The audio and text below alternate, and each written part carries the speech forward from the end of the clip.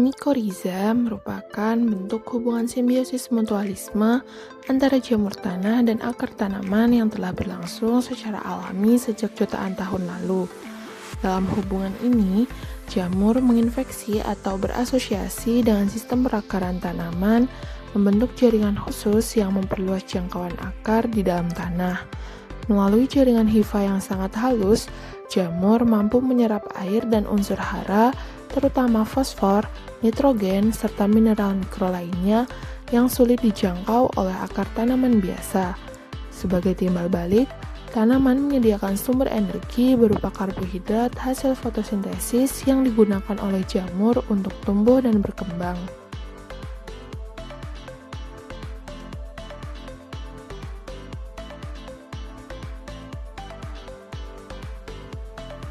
Hubungan saling menguntungkan ini memberikan banyak manfaat bagi tanaman, seperti meningkatkan efisiensi penyerapan hara, mempercepat pertumbuhan, meningkatkan ketahanan terhadap kekeringan, serta membantu melindungi akar dari serangan patogen tanah.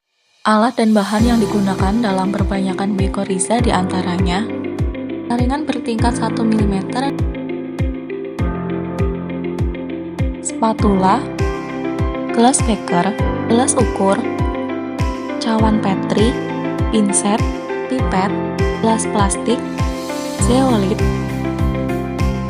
sampel tanah, benih, media seperti pasir, kokopit, sekam bakar, dan arang, serta wadah pengaduk. Langkah pertama yaitu penyemaian benih. Siapkan benih yang akan digunakan. Selanjutnya, rendam benih dalam air mendidih selama 3-5 menit. Lalu tiriskan benih, kemudian rendam kembali dalam air dingin selama semalaman.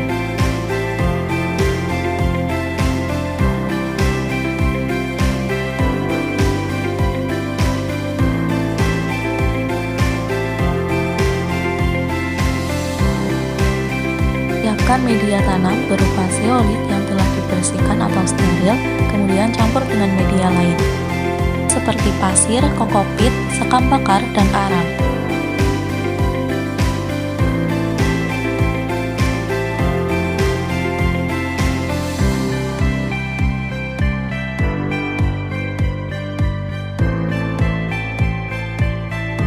Jaga kelembapan media dengan penyiraman secukupnya. Selanjutnya, tanam benih pada media dengan kedalaman yang sesuai. Biarkan benih berkecambah dan tumbuh selama 7-10 hari hingga siap digunakan untuk tahap inokulasi Mikorizа. Tahap selanjutnya dalam teknik perbanyakan Mikorizа adalah pengambilan inokulum, yaitu sumber awal yang mengandung spora Mikorizа dari alam. Pada beberapa penelitian, inokulum yang diambil berupa sampel tanah, khususnya di area sekitar akar tanaman atau yang disebut dengan rhizosfer. Pengambilan tanah dilakukan pada jarak sekitar 50-100 cm dari pangkal tanaman dengan kedalaman 15 hingga 20 cm. Area ini dipilih karena merupakan zona aktif mikroorganisme tanah, sehingga kemungkinan besar mengandung spora Mikorizа yang masih hidup dan potensial untuk dikembangkan. Setelah inokulum didapatkan, langkah selanjutnya adalah metode trapping atau metode perangkap. Metode ini digunakan untuk mengisolasi sekaligus memperbanyak Mikorizа dengan bantuan tanaman inang. Proses trapping dilakukan dengan mencampurkan tanah inokulum dengan media tanam seperti zeolit, sekam bakar, pasir, arang, atau kokopit. Perbandingan yang digunakan adalah 1:1. Misalnya 50 gram media dicampur dengan 50 gram tanah. Setelah itu, campuran tersebut ditutup kembali dengan lapisan media di bagian atas. Media ini kemudian dimasukkan ke dalam wadah seperti cup plastik. Bibit tanaman inang ditanam ke dalamnya dengan kedalaman sekitar 2 cm, dengan posisi akar berada di tengah media. Tanaman inang memiliki peran penting dalam proses ini, karena Mikorizа membutuhkan akar tanaman untuk tumbuh dan berkembang. Mikorizа akan mulai menginfeksi akar, kemudian berkembang dan menghasilkan spora baru.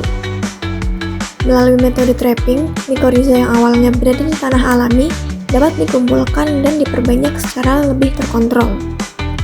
Teknik ini sangat efektif untuk meningkatkan jumlah spora sehingga dapat dimanfaatkan lebih lanjut, misalnya sebagai pupuk hayati. Tahapan selanjutnya adalah pemeliharaan.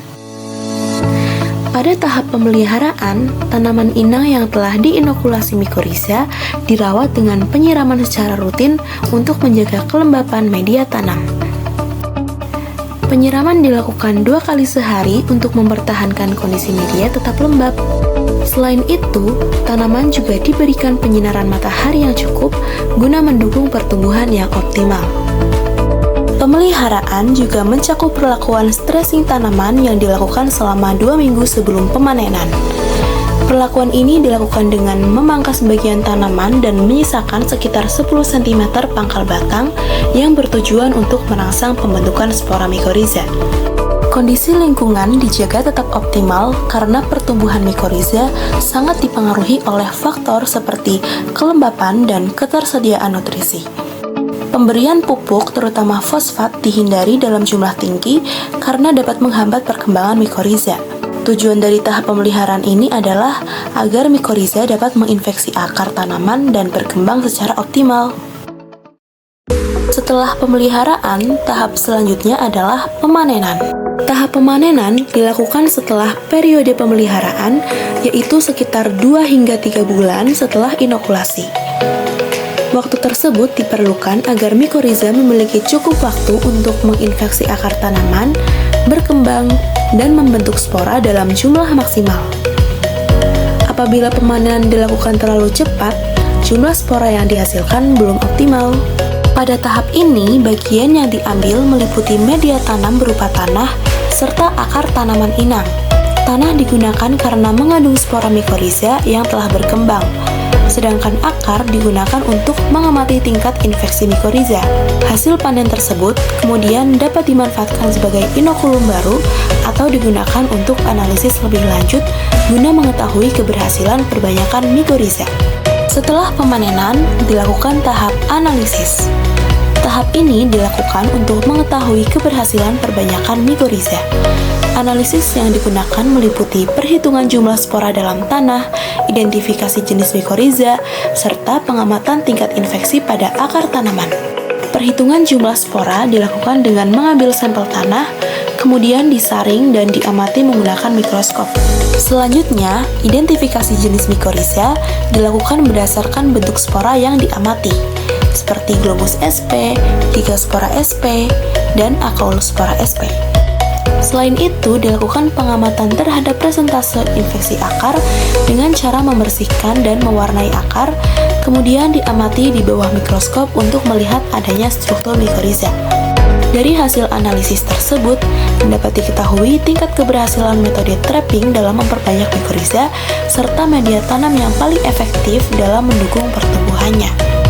Melalui metode trapping, mikorizа dapat diperbanyak dengan cara yang relatif sederhana, namun tetap efektif dalam meningkatkan jumlah spora dan dilakukan secara terkontrol.